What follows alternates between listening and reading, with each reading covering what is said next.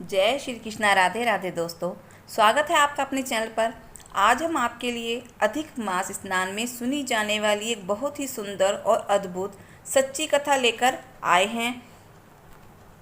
तो आइए इस कथा को बड़े ही प्रेम और आनंद के साथ सुनते हैं।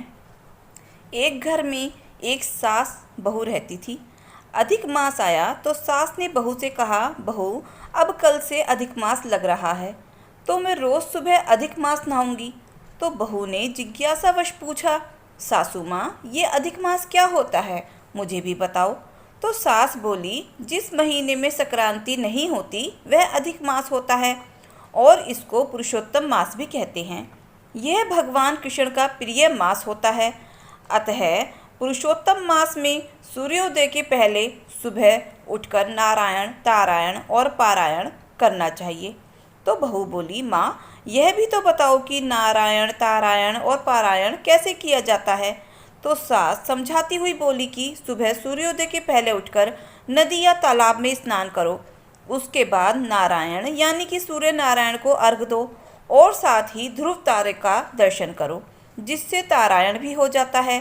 अब पारायण का मतलब है कि भगवान की पूजा करके रामायण का या भागवत मास का पारायण करो। पूरे महीने रामायण या भागवत का पाठ करो। तो बहू ने कहा कि माँ अधिक मास स्नान से इतना पुण्य मिलता है तो मैं भी करूँगी। तो सास बोली, नहीं नहीं, तू भी करेगी तो घर का सुबह का काम कौन करेगा। तो बहू बेचारी डर गई, पर उसने मन ही मन में ठान लिया। दूसरे दिन सासू जी तो 4 बजे उठी और तालाब पर नहाने चली गई। इधर बहू भी पीछे से उठ गई। उसने देखा कि मटके के नीचे का कुंडा पानी से भरा था, तो वह उसी से नहा ली। उसके बाद उसने छत पर जाकर नारायण तारायण भी कर लिया। इसके बाद उसने घर का सारा काम भी जल्दी जल्दी कर दिया कि जिससे सासू जी अगर आ जाएंगी तो गुस्सा हो जाएंगी। ऐसा करते करते 3-4 दिन निकल गए। बहू सारा काम भी करती और अधिक मास का स्नान भी करती। बहू रोजाना कुएं पर पानी भी भरने जाती थी। एक दिन कुएं पर पानी भरने गई तो उससे घड़ा उठ ही नहीं रहा था। तो वह सोचने लगी, अरे रोज़ तो यह उठाकर ले जाती हूँ, आज क्यों नहीं उठा पा रही हूँ। यह कहते हुए बहू सोच में पड़ गई। उसने इधर उधर देखा तो उसे एक नौजवान लड़का दिखाई दिया। तो उसने उसे बुलाया और कहा, भाई मुझसे ये घड़ा उठवा दो, रोज़ तो उठा लेती हूँ पर आज नहीं उठा पा रही हूँ। तो नौजवान ने उसकी मदद की और साथ में कहता चला गया कि सासू नहावे उंडे और बहू नहावे कुंडे। 1 दिन 2 दिन 3 दिन ऐसा होते होते अब तो रोज़ ही ये नियम बन गया कि बहू से घड़ा उठता ही नहीं और वह लड़का उसकी मदद करता और वही बोलता चला जाता कि सासू नहावे उंडे बहू नहावे कुंडे। एक दिन बहू ने उससे पूछा कि भाई तुम ऐसा क्यों बोलते हो। वह बोला, तुम रोज़ नहाती हो ना कुंडे के पानी से। तो बहू ने कहा कि तुम्हें कैसे पता और तुम्हारा क्या नाम है। तो वह युवक मधुर मुस्कान से बोला कि मुझे सब पता है। बहू ने सोचा कि शायद मैंने कभी बड़बड़ा दिया होगा तो इसने सुन लिया होगा। फिर बहू ने पूछा, अच्छा तो तुम्हारा नाम क्या है, वो तो बताओ। लड़के ने कहा, तुम मेरा नाम जानकर क्या करोगी, मैंने तुम्हारा काम कर दिया, बस यही बहुत है।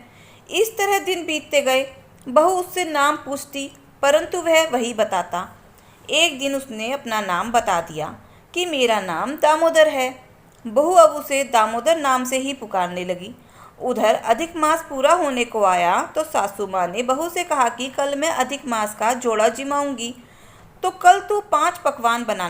अब यह सुनकर बहू तो चिंता में पड़ गई कि अधिक मास तो मैं भी कर रही हूँ, पर मैं जोड़ा कैसे जिमाऊंगी, कहाँ से जिमाऊंगी। यह सोचते हुए रात हो गई।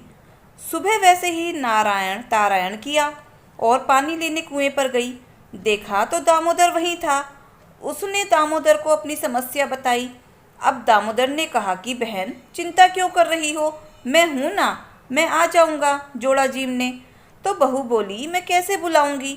तो दामोदर ने कहा, तुम्हें और कुछ नहीं करना, बस 2 थाली परोस कर तुलसी वृंदावन में रख देना और घंटी बजा देना तो मैं आ जाऊँगा। बहू कुछ नहीं समझी और वह बोली, अरे ऐसे कैसे आ जाओगे। दामोदर बोला, तुम इसकी चिंता मत करो, बस जैसा मैंने कहा तुम वैसा ही करो। बहू बोली, ठीक है, अब बहू घर गई और जल्दी जल्दी 5 पकवान बना लिए। फिर सासू जी से कहा कि आप जोड़े को बुला लाओ, भोजन तैयार है। सास ने आकर जोड़े को बिठाया और थाली परोस दी। बहू भी पीछे से दरवाजे के पीछे तुलसी वृंदावन में 2 थाली लेकर चली गई और गरुड़ घंटी बजा दी। दामोदर अपनी सुंदर सी पत्नी के साथ आ गए। बहू के लिए जोड़ा जीमने। वे दोनों रसोई में बैठे और भोजन करने लगे। बहू भाग भाग कर आकर चौक में सासू जी के भी जोड़े को भोजन परोसने लगी और रसोई में बैठे दामोदर और उनकी पत्नी को भी भोजन परोसने लगी। थोड़ी देर बाद सासू का जोड़ा जीम लिया। बहू ने देखा सासू माँ ने तो जोड़े को पैसा कपड़ा सब दिया, तो बहू रसोई के अंदर आकर सोचने लगी कि मैं तो दामोदर को क्या दूं। तो भगवान दामोदर सब कुछ समझ गए।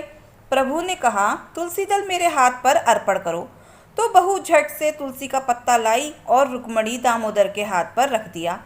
तो देखा तुलसी तो सोने का सिक्का बन गई।